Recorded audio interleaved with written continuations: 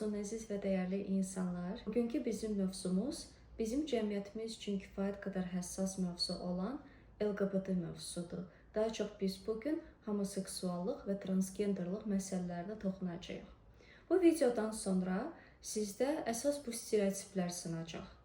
Ki bir çox Azərbaycan dilli podkastlarda mən bu sözü eşidirəm radikal bir pozisiya olaraq ki, təbiətdə ancaq iki cinsi var. Qadın və kişi cinsi. Siz bu videodan sonra anlayacaqsınız ki, təbiət daha komplekslidir. Təbiət bizim radikal düşüncələrimizdən qat-qat müdrikdir və təbiətdə hər kəs üçün yer var. İkinci məqam onunla bağlıdır ki, bir çox zamanlarda LGBT mövzusu, homoseksuallıq, transgenderlıq mövzusu psixoloji pozuntu, xəstəlik kimi qəbul olunur. Bu videodan sonra siz artıq anlayacaqsınız ki, bu qətiyyən bir psixoloji bir pozuntu deyil və əgər mən özüm LGBT bir fərd olaraq özümü identifikasiya edirəmsə, bu bərabər deyil, avtomatik şəkildə psixoloji problemin olması. Və bəzən valideynlər özlərini günahkar hesab edirlər ki, yəqin ki, mənim tərbiyəm kifayət qədər güclü olmayıb ki, mən belə bir fərd yetişdirmişəm və bu videodan sonra siz anlayacaqsınız ki, əslində bu qətiyyən bu mövzu valideyn tərbiyəsi ilə də bağlı deyil. Belə bir stereotip var ki, LGBT mövzusuna tolerant yanaşma qərbdən gəlib. Bu videodan sonra mən sizə konkret bir tarixi faktlar deyəcəm. Bununla bağlı konkret bir məlumatlar verəcəm. Siz anlayacaqsınız ki, əslində bu bizə şərqdən gəlib. LGBT-nin açıqlamasını siz istənilən resursda çox rahat şəkildə tapa bilərsiniz. Mən bugün eyni zamanda danışmaq istəyirəm cins və gender arasında olan əsas fərqlər. Cins bioloji bir məfhumdur, bioloji bir anlayışdır. Cins bizə təbiət tərəfindən verilir.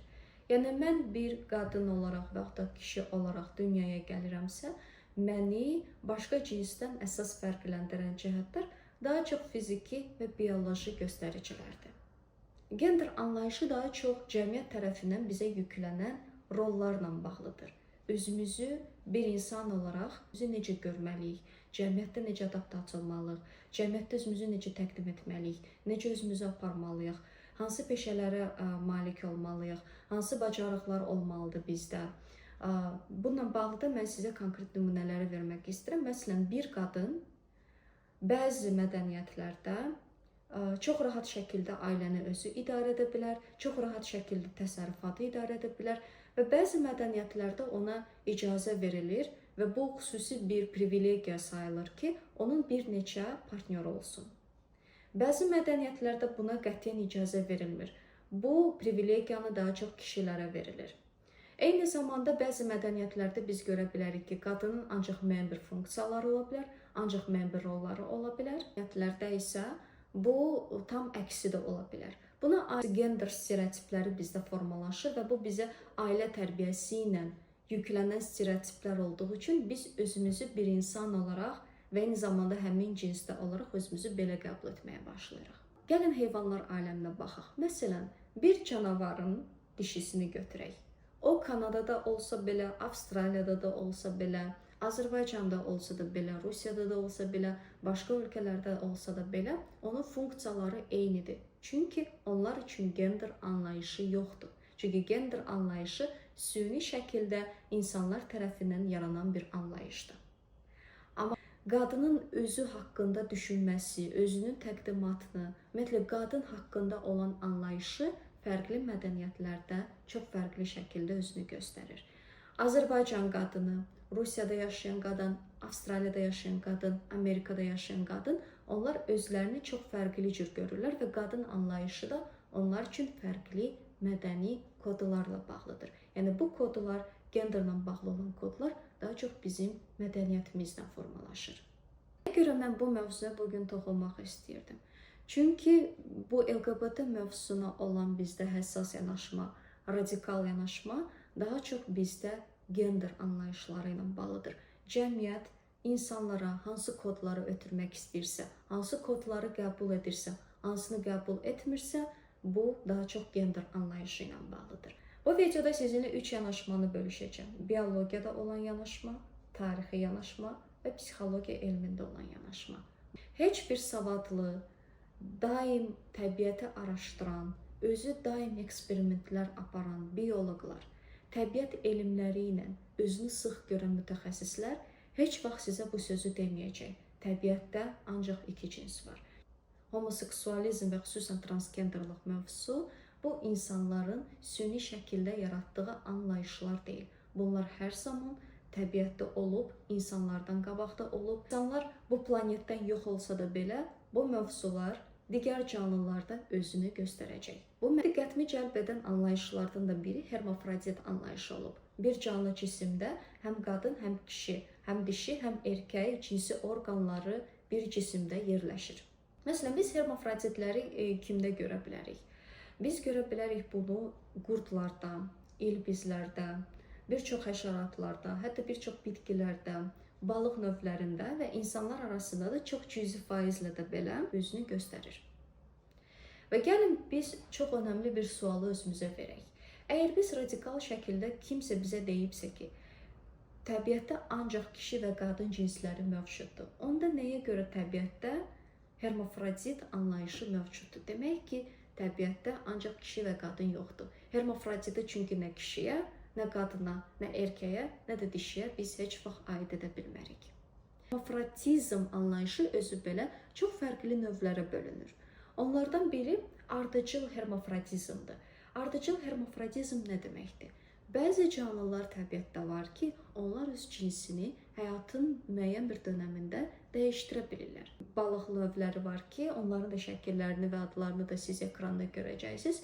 Müəyyən bir həyat dönəmində onlar dişidən erkəyə dönür. Canlılar var ki, erkəkdən dişiyə dönürlər. Bu nəyə görə baş verir? Bu daha çox ekosistemdə sağ qalmaq məqsədi ilə bu baş verir. Çünki bəzən elə balıq növləri var ki, onlar özlərinə cütlük tapa bilməyəndə, o cütlük yaranmayanda bunu hiss edir və instinktiv şəkildə necəsə sağ qalmaq üçün onlar başlayırlar öz cinsini dəyişməyə. Məsələn, mən bir balıq olaraq mən özüm hal-hazırda erkəyəm. Ekosistemdə eyni növ balıqlardan yenə də mən daha çox erkəkləri görürəm. Erkək cinsini daha çox görürəm. Dişini tapa bilmirəm. Və necəsə bu ekosistemdə sağ qalmaq üçün mən artıq öz cinsimi dəyişirəm. Mən erkəkdən keçirəm dişiyə, dişi olmağa və həmin o dişi olmağım mənə imkan verir ki, mən erkək bir cinsi tapım və onunla bir yerdə mən yeni nəsil yaradım. Hər zaman bunu deyəcəm, insan heç vaxt özündən heç nə ixtira etmir. İnsan heç vaxt özündən heç nə yaratmır. Biz hər şeyi artıq təbiətdən özümüz kopyalarıq, instinktiv şəkildə bunu edirik. Və insan da əgər bu təbiətin vacib bir hissəsidirsə, bu bizim hüceyrə yaddaşımızda varsa və bu bizdə instinktiv şəkildə mövcuddursa, demək ki, transgender anlayışı belə bəzi insanlarda özünü göstərəcək. Biz heç vaxt söyləyə bilmərik ki, təbiətdə 100% ancaq belədir. Çünki biz hələ onu tam aşkar etməmişik və hələ də bu araşdırmalar da davam edir. Bayaq mən transgender mövzusunu hermafrodizmlə bağladım. Hansı ki, bəzi həşəratlar, bəzi balıqlar, onlar öz cinsini həyatın müəyyən bir dönəmində onların ətrafındakı olan o ekosistem, ətraf mühitin dəyişikliyinə görə onlar da bu dəyişikliklərə imza atırlar. Yəni, belə baxsaq, onlar bunu şüurlu şəkildə etmirlər. Təbiət onları vadar edir ki, onlar bu imkanlardan istifadə edə bilsinlər. İkinci məqam nə ilə bağlıdır? Homoseksualizm özünü necə heyvanlar aləmində göstərir, təbiətdə özünü necə göstərir? Onu da mən sizə söyləmək istəyirəm ki, homoseksuallıq təbiətdə çox normaldır. Həm insanlar arasında bu hər zaman mövcud olub, həm də heyvanlar aləmində də biz kifayət qədər bir çox nümunələr görə bilərik. Bəzi mənbələrdə qeyd olunur 450, bəzi mənbələrdə qeyd olunur 1500 növ heyvanlar və həşəratlarda homoseksual əlaqələrə rast gəlinir və bu norma olaraq da təbiətdə qəbul olunur. Homofobiya anlayışı, hansı ki, bu homoseksual əlaqələrdir, transgender anlayışıdır, ümumiyyətlə LGBT fərdlərə qarşı olan bu nifrət hissi, bu yenə də gender anlayışı ilə bağlıdır və bu insanların süni yaratdığı bir qorxu və nifrət hissidir. Təbiət aləmində, heyvanlar aləmində biz heç bir yerdə homoseksual əlaqələrə görə heç bir canlının dışlanmasını, bullyingini biz görə bilmirik. Homoseksual əlaqələri güclü olan və rast gəlinən elmi eksperimentlərdə heyvanlar hansılardır? Onların da şəkillərini mən sizinlə burada bölüşürəm və siz hətta gedib özünüz də dərin bu mövzunu da araşdıra bilərsiniz. Bu əlaqələr nəyə görə baş verir? Götürək bonobo növünü. Şimpanzıda ola bilər, oranqutanlarda da hətta öz əksini tapa bilər bu əlaqələr. İrarxiya sistemi mövcuddur. Hər bir canlılarda, siz fikir versəniz təbiətdə irarxiya sistemi mövcuddur. Kimsə kiməsə tabedir. Meymunlar aləmində də bu özünü göstərir və orada irarxiyanın başında ən güclü meymun fiquru dayanır. Hansı ki bizim sözlə desək, ağsaqqal figurudur, maço figurudur. Hansı ki fiziki gücünə görə həmin o rolu özündə tapa bilib. Və təsəvvür edin ki, homoseksual əlaqələr bir alət olaraq meymunlar arasında, xüsusən bu erkək növlərinə aiddir, istifadə olunur ki, maçolarla hər hansı bir konflikt yaşanmasın. Və yaxud da o konflikti onlar bu homoseksual əlaqələr vasitəsilə daha rahat şəkildə bir-birini öldürmədən, bir-birini qırmadan onu rahat şəkildə həll edə bilsinlər. Qoçların 8% arasında homoseksualizmə meyillik öz əksini tapıb. Bir çox Amerikada olan hətta alimlər onların beynini araşdırarkən hipotalamus hissəsi, hansı ki bizim seksual orientasiyamıza cavabdehdir, o beynin strukturunun insanlar arasında da homoseksualizmə meyilli olan hipotalamusla eyni struktura malik olduğunu aşkar ediblər. Yəni bu bioloji olaraq, mən bunu sizə bir mesaj olaraq nəyə çatdırmaq istəyirəm? Homoseksualizm genetik, bioloji ötürülən bir anlayışdır. Burada beyin strukturu tam fərqlidir. Daha çox insanlar aləmində seksual orientasiyanın fərqli olduğunu nə vaxt hiss edirlər? 6-9 yaş aralığında yavaş-yavaş hiss etməyə başlayırlar ki, məsələn, bədən olaraq onlar özlərini fərqli cür hiss edirlər. Məsələn də eyni cinsli olan insanlara meyil göstərirlər. Sadəcə çox uzun müddət bu o qədər hələ indiyənə kimi tabu mövzu olduğu üçün onlar bunu gizlədirlər və ancaq müəyyən bir həyat dönəmindən sonra bunu açıq şəkildə ya ifadə edə bilirlər, ya da bütün həyatı boyunca bunu gizlətməyə çalışırlar. Çünki hələ də bu mövzu bir çox ölkələrdə, təkcə bizdə yox, tabu olaraq da qəbul olunur. Biz özümüz düşünürük ki, həmin insanlar varsa biz onları öldürməliyik, biz onları dışlamalıyıq, biz onları vurmalıyıq. Onlar heç vaxt bizim ölkədə olmamalıdır və bizdə belə bir stereotip var ki, onlar mənəvi dəyərlərimizə uyğun olan insanlar deyil. Bir çox önəmli bir məqamı vurğulamaq istəyirəm.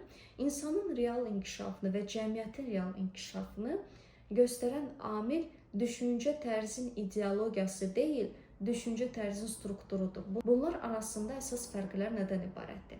Məsələn, biz bir cəmiyyət olaraq və ya da fərd olaraq istənilən ideologiyaya inana bilərik. Hər kəs öz sisteminə inana bilər, öz ideologiyalarına inanmağa çox rahatdır, çox sərbəstdir və bu normaldır. Və nə yaxşı ki, bu qədər fərqli ideologiyalar mövcuddur ki, biz bir-birimizdən öyrənməyə şansı qazanırıq. Lakin burada nə vacib bir məsələ var? İnsanın real inkişafını göstərən onun inandığı ideologiyalar deyil. İdeologiyalardan kənar olan inanclara, ideyalara olan yanaşmasıdır.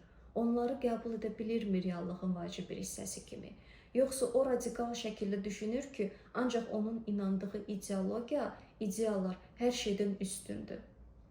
Bu vacib bir məqamdır və mən sizi bir Afrikada, Tanzaniyada yaşayan qəbilələrlə maraqlı bir hekayəni bölüşmək istəyirəm.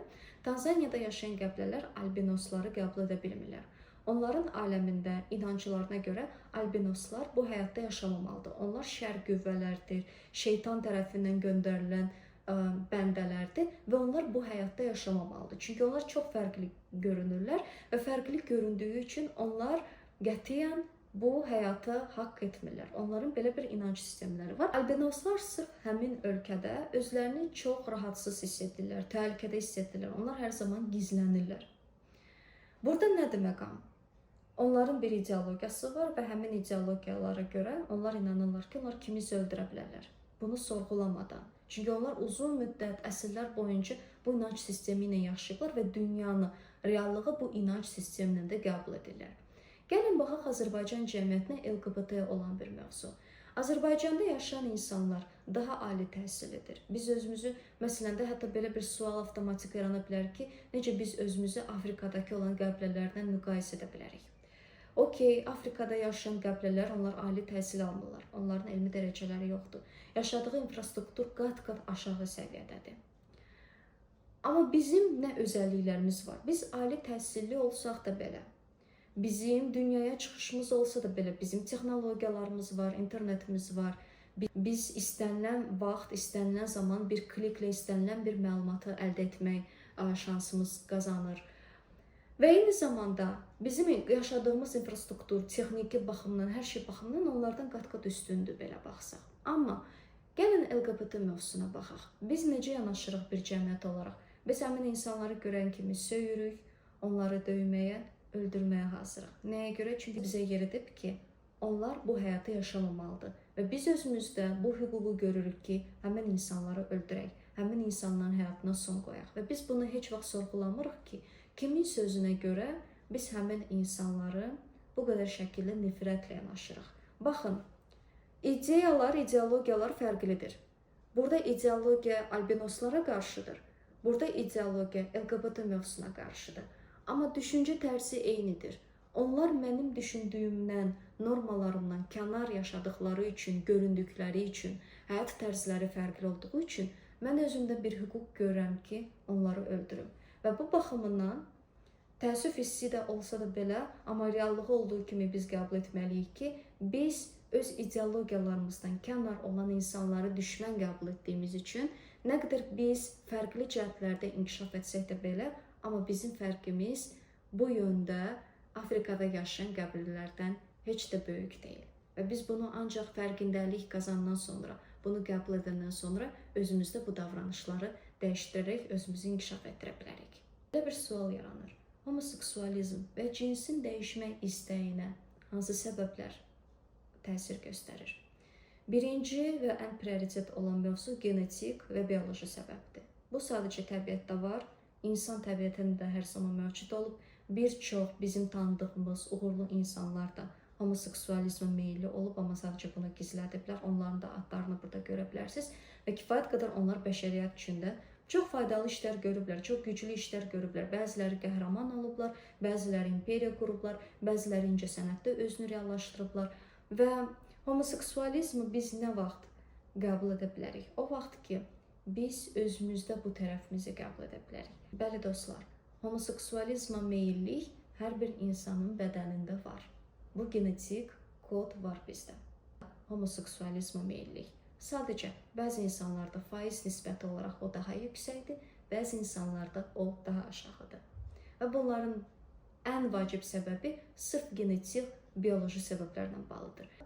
LGBT mövzusu son illər çox ciddi siyasi propaganda alətinə çevrilib və bu çox qorxunc bir hala çevrilib. Sırf LGBT mövzusu özünün negativ mövzusu olduğuna görə yox, sırf o propaganda alətinə çevrildiyi üçün.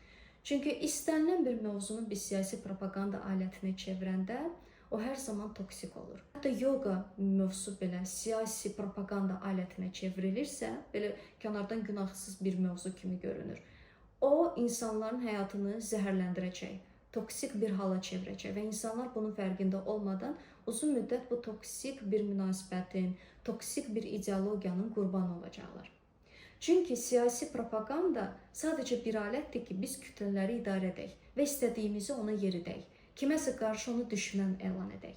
Və LGBT mövzusu da çox uzun müddət siyasi propaganda alətinə çevrilib. Mən bu haqda o qədər də çox danışmayacağım. Mənim ayrıca bir mövzum olacaq ki, siyasi propaganda aləti necə işləyir. LGBT mövzusunda bu daha çox dərsliklərdə özünü göstərir ki, məsələn, bu artıq uşaq vaxtından insanlara yeridilir, bununla bağlı tez-tez mesajlar eşidilir və bu insanlara təbii ki, öz negativ təsirini göstərə bilər. Bu, biraz şok yarada bilər uşaqlar üçün, çünki onların beyni hələ bu məlumatlara hazır deyil.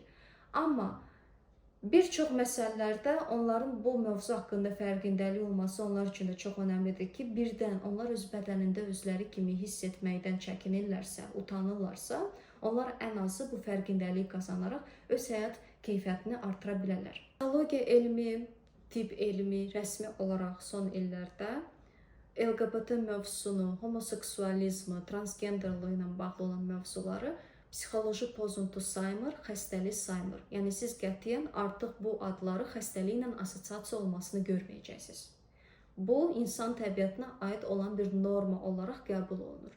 Və psixoloji seanslara gələn həmin şəxslər LGBT fərdlər.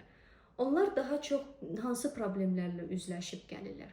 Daha çox cəmiyyət tərəfindən qınağa görə, valideynlər tərəfindən olan qınaq, anlaşılmaması, diskriminasiya mövzuları ilə üz-üzə gəldikləri üçün və özlərini açıq şəkildə ifadə etməkdən çətinlik çəkdikləri üçün bu onlarda bir çox psixoloji problemlər yaradır. Və belə bir suallar da yaranır ki, valideyn tərbiyəsi buna nə qədər təsir göstərir və valideynlərə burada çox önəmli bir mesaj ötürmək istəyirəm. Əziz və dəyərli valideynlər, heç vaxt özünüzü bu mövzuda günahkar hesab etməyin. Çünki burada heç bir sizin günahınız yoxdur tərbiyə prosesi ilə bağlı. Müəyyən bir travmatik hadisələr baş verə bilər bizim uşaqlığımızda, amma həmin travmatik hadisə qarantiya vermir ki, o mütləq insanın öz cinsi orientasiyasının dəyişməsinə səbəb olsun. Çünki onlarla insan travmatik hadisələri yaşayır. Amma biz neçə faizində onların homoseksualizmə meylliyini və transgenderlığa olan meyilliyi görürük. Və təbii ki, bu mövzular bir-birinə bağlı deyil. Bayaq da qeyd etdiyim kimi, bu daha çox bioloji və genetik səbəblərlə bağlıdır. Sizin övladınız bununla da üzləşibsə, mütləq onu olduğu kimi qəbul etməyə çalışın. Onu dinləyin, onun yanında olun. İnanın ki, bundan gözəl, onun üçün heç bir güc mənbəyi olmayacaq. Və həmin insanlar da psixoloji seanslara gələndə peşəkar psixoloq heç vaxt onları dönüşdürmə seanslara aparmayacaq. Çünki dönüşdürmə seansları bu sadəcə bir illüziyadır və müəyyən bir onun plasebo effekti ola bilər, qısa müddətlik, amma bu daha çox yenə də bioloji səbəblərlə bağlı olduğu üçün bəzi yerlərdə deyirlər hormonal terapiyalar keçirilir, bəzi yerlərdə deyirlər psixoloji seanslar, dönüşüm terapiyaları keçirilir. Psixoloji seansların sadəcə əsas məqsədi sizi qətiyyən cinsi orientasiyadan uzaqlaşdırmaq, seçimlərinizə nifrət etmək, sizi normal insana çevirmək deyil qətiyyən. Onların əsas məqsədi sizi özünüzü olduğunuz kimi qəbul etməyə, özünüzü rahat şəkildə ifadə etməyə dəstək olmaqdır. İstəyirəm tarixi yanaşma. Mən süni intellektə belə bir sual yazdım. İlk dəfə LGBT mövzusuna aid tolerant yanaşma haqqında yazılı əsər harda çap olunub və neçənci ildə çap olunub. Və təbii ki, süni intellekt mənə Qərbin gətirdiyi yanaşmalarını birinci gətirdi. Və burada da biz özümüzə çox vacib bir mesaj götürməliyik ki, biz süni intellektə 100% inanmamalıyıq onun araşdırdıqlarına. Biz özümüz də daha dünya görüşlü olmalıyıq. Daha fərqli düşüncə tərzi, açıq düşüncə tərzinə malik olmalıyıq ki, biz təkcə bizə ötürülən məlumatlardan kənarda bir məsələlərdə görə bilərik. Və mən əmin idim ki, bu o qədər də doğru bir məlumat deyil. Çünki ola bilməz ki, ilk dəfə Qərbdə 19-cu əsrdə bu mövzuya tolerant bir yanaşma peyda olsun. Və mən başladım daha dərindən araşdırmağa və mənim araşdırdıqlarıma əsasən qədim Hindistanda hardasa 2000 il öncəki olan bir dövrlərdə yazılan əsərlərdə, yazılı əsərlərdə, onların da adlarını burada qeyd edirəm, özünüz də araşdıra bilərsiniz. Homoseksualizm təbiətin normal bir hissəsi kimi ona tolerant yanaşma haqqında ilk yazılı əsərlər çıxıb. Həmin əsərlərdə onlar hətta özlərinə aid olan bir tanrıları belə iki cinsdən bir ibarət olan bir tanrı kimi göstərilir və sevginin cins, gender anlayışlardan tam azad olduğunu bildirirdilər. Bəli, bu qədim Hindistanda olan bir əlyazmalardır və Hindistan uzun müddət bu mövzuda kifayət qədər tolerant yanaşan ölkələrdən biri olub. Onların mədəniyyətində heç vaxt onlara qarşı bullying etmək, onları dışlamaq oldu. O vaxt dəyişdi, indiki dövrdə biraz fərqlidir artıq. O vaxt ki, ingilislər gəldi, bu ölkəni koloniyalaşdırdı və onların da qərb dünyasında xristianlığın gətirdiyi bir radikal yanaşmaydı ki, LGBT fərdləri heç vaxt yaşamamalıdır, onlar ölməlidir, onların yaşamağa haqqı yoxdur. Yəni, belə bir radikal fikirlər uzun müddət Avropada hökm sürürdü və Britaniyalılar, Fransızlar, bir çox Avropa ölkələrindən olan kolonizatorlar hara gedirdilərsə, təbii ki, bu fikirləri yaradırdılar. Və Hindistanda da qeyri-tolerant yanaşma bu mövzuya ingilislərlə bir yerdə gəlib. Belə tolerant yanaşma bizə şərqdən gəlib. Qərb bizim bu yanaşmamızı götürüb, öz adıyla, insan hüquqlar adıyla bu tolerant yanaşmanı hər yerdə öz adıyla yayır. Və biz hər zaman tənqidi yanaşmalıyıq. Xüsusən qərb ölkələrində yaranan elmi resurslara, elmi mənbələrə biz hər zaman bunu tənqidi yanaşmalıyıq. Çünki hal-hazırda elm koloniyalaşıb. Elm Avropalıların, Amerikanların əlindədir. Bir tərəfdən biz onlardan çox şey öyrənməliyik, razıyam. Gözəl şeyləri tətbiq etməyi öyrənməliyik. Amma bir tərəfdən də elm dünyasında, akademik dünyada da belə, şəxsi münasibətlərin üst olduğu bir dövrdə, networkingin vacib olduğu bir dövrdə, həmin o sosial araşdırmalarda bizim iştirakımız olmadığı bir təqdirdə, dataların manipulyasiyası olunduğu dövrdə və elmin siyasət və kommersiya ilə bir yerdə işlədiyi bir dövrdə xüsusən biz həmin mövzuları, xüsusən tarixi olan bir yanaşmaları çox ciddi şəkildə sorğulamalıyıq. Son mesaj olaraq mən sizlə nəyi bölüşmək istəyirəm? LGBT fərdləri normal insanlardır. Onların da hissləri var, emosiyaları var. Onların da bədənində bizdəki kimi eyni fizioloji proseslər baş verir. Biz onları nə qədər özümüzdən uzaqlaşdırsaq da belə, amma biz özümüzdə də qəbul etməliyik ki, bu tərəf bizdə də var. Necə ki, insanın paxıl hissəsi də var, əli açıqlıq hissəsi də var. İnsan gülə də bilir, ağlaya da bilir, insan qəzəblənə də bilər, insan heyran da ola bilər. Bu paradoksları necə biz özümüzdə birləşdirə biliriksə, hər bir insanda belə iki bu paradoks da özünü göstərir. Heteroseksualizm və homoseksualizm. Bu hər bir insanın daxilində var. Sadəcə bu tərəflər çox fərqli faizlə individual şəkildə tənzimlənir və hər bir insan fərqlidir. Min illər boyunca, milyonlarla illər boyunca reptili səviyyəsində də belə.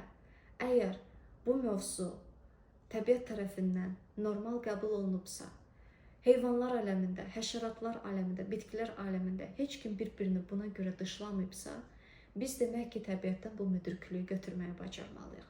Homofobiya təbiətdə yoxdur. Homofobiya insanların süni yaratdığı negativ bir emosiyadır, negativ bir anlayışdır.